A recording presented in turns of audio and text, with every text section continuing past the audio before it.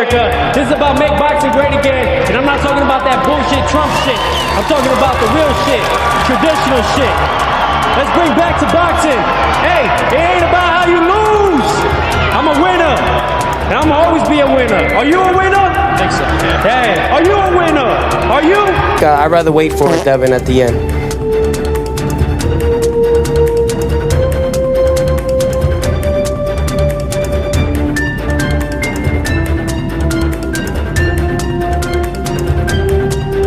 Where are you at with locking in that title defense? Look, I wish I knew. Look, there's been a lot of talks, but after watching Tio the other night, I was always confident I could beat him, but that just put the cherry on top. I want him in a unification fight. It makes sense.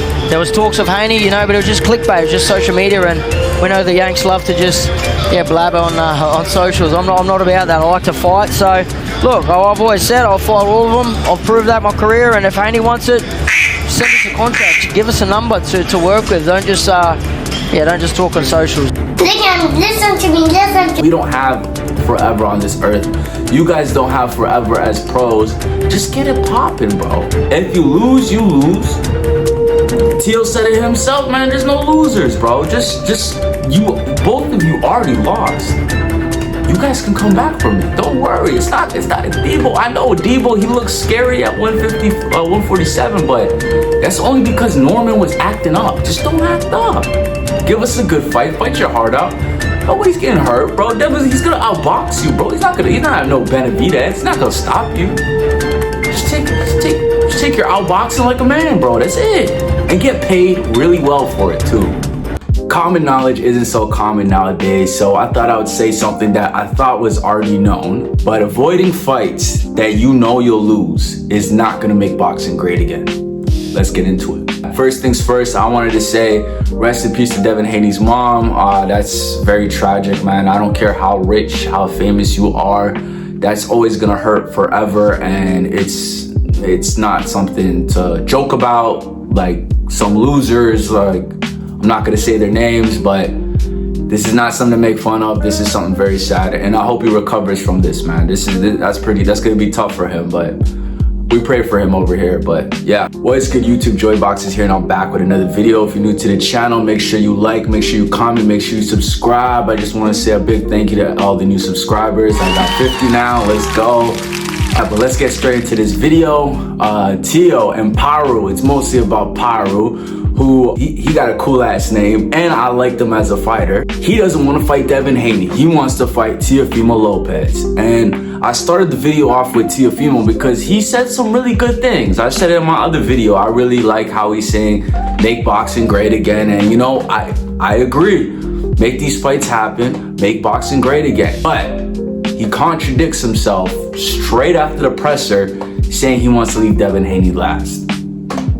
Where does that leave us? It leaves us with fighters nowadays trying to maximize their pay by fighting people that they think they could beat. But you know what it's doing nowadays? I'm trying to look for a single name to blame, but I believe this all started when Saudi Arabia got involved and started handing out life-changing money to everyone. I believe it spoiled a lot of these guys, and now that they're getting hit with reality with what they're worth after seeing guys like Conor Benn get 15 million, they are like, what the fuck is this? And they don't want to fight for reasonable money. Let me start with Paru, okay? Paru has an offer of $3 million to fight Devin Haney. And before you guys say, oh, it's not true, it's this. Listen, a lot of people been lying this year. The Haneys have not been one of them. They say they have an offer for Paru. I believe them, okay? They've been accurate about all the Shakur shit. They've been accurate about all the Keyshawn shit. So at this point, if you're denying them like, oh, Bill is this manipulator, how so? How so? Like what? Where has he been wrong so far? So I'm inclined to believe them. Now you have Paru here. The first thought is like, okay, these guys don't want to fight fights they want to lose so they can maximize their money and, they can feed their families and this. Yeah, and normally I'd agree. But this isn't chump change that's being thrown their way. I don't know about you, but $3 million would change my fucking life. I'm telling you right. And it will change yours too. It It would change most people's lives. And these guys, it's not like these guys are on the broke end of boxers. There's probably like maybe 20% of boxers, I think that's even high, like maybe 10% make really good money and the rest is just dog shit. The dog shit pay, I understand. But Paru and Tio are in the very small, high percentage of people that are making life-changing money that me and you can never dream of, probably will never get in our lives. And that isn't enough to get them to challenge themselves and put themselves in the ring, okay? I hate to break it to you guys, but you're not the main characters at 147. I said this in my other video. I think Tio would probably lose to Ryan. I think he's gonna lose to Haney. Tio might lose to Catterall, and you even got Paru, the weakest link at 147, licking his chomps to face him. Here's the thing. Paru, you need to play your role. Tio, you guys need to play your role. You can't just save Devin Haney for the last. Like, even Ryan is doing something like that, making unreasonable demands, talking about you gotta admit that we cheated, or you guys set me up to get cheated, which Haney's are never gonna say, and I would never expect them to say that. Haney, when he was a little more drained and looked more beatable, everyone jumping on it. But Haney now, it seems, while he's all full and at his maximum weight, and from what I'm seeing, a lot of guys who grew up with Haney realize that his real potential was at 147 and they're acting all spooky for a reason. Us fans were looking at 140, 135, are like, why are you scared of him? He's beatable. Like, this isn't like, he's not this like crazy killer. But there must be something they know that we don't. That something about Devin is probably better at 147. That's making him act this way. This is not gonna make boxing great again. Tio is not, he's not the main character of 147. No, he's not. Paru, you're not the main character.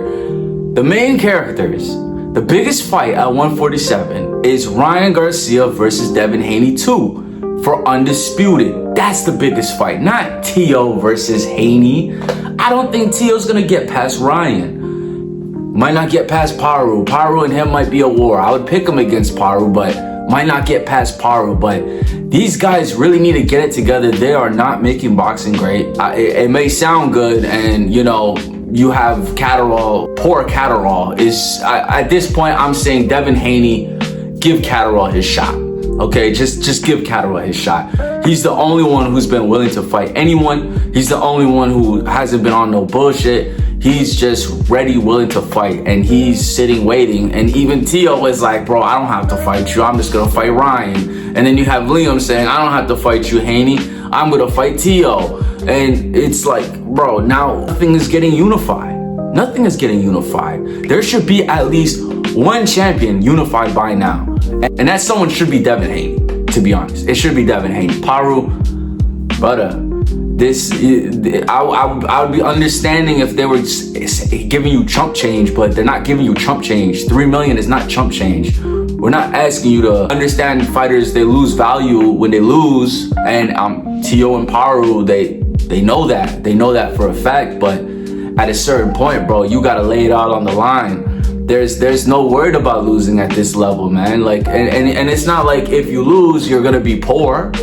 You're getting 3 million. Again, that is a lot of money, bro. You guys should take it. You guys are really playing with our time, because we don't have forever on this earth. You guys don't have forever as pros. Just get it popping, bro. If you lose, you lose. Tio said it himself, man. There's no losers, bro. Just you, both of you already lost. You guys can come back from it. Don't worry. It's not Debo. I know Debo, he looks scary at 147, but that's only because Norman was acting up. Just don't act up. Give us a good fight. Fight your heart out. Nobody's getting hurt, bro. Devin, he's gonna outbox you, bro. He's not have no Benavidez. He's not gonna stop you. Just take your outboxing like a man, bro. That's it. And get paid really well for it too. But anyways, man, I don't know what's going on with boxing, but you know, I still love it, and I'm still paying attention. But hopefully these guys get it together, especially Teofimo, man. I expected more from you. I'll say this, one thing I'll say about Tio is not a ducking ass dude. He is someone who I know fights the toughest comp and looks for the toughest comp. Except when it comes to Devin Haney. This has just been his thing. Everyone has their fighter, right? He's been just, every time Devin Haney comes into the equation, he acts funny. And I think we know by now it's because his style is his kryptonite. But I don't know, man. Something there's I don't get it, bro. You should have went after. I don't know why you would go after Shakur but not Haney. It doesn't make sense to me. Shakur, there's like 100% chance you're gonna lose. With Haney, at least you know he might try and he's gonna give you some openings. You know, he's a little more offensive, so he'll give you more openings. But yeah, I don't understand what's going on, but anyways, that's it for today's video. If you're new to the channel, make sure you like, make sure you comment, make sure you subscribe, and I will catch you guys on the next one. Peace.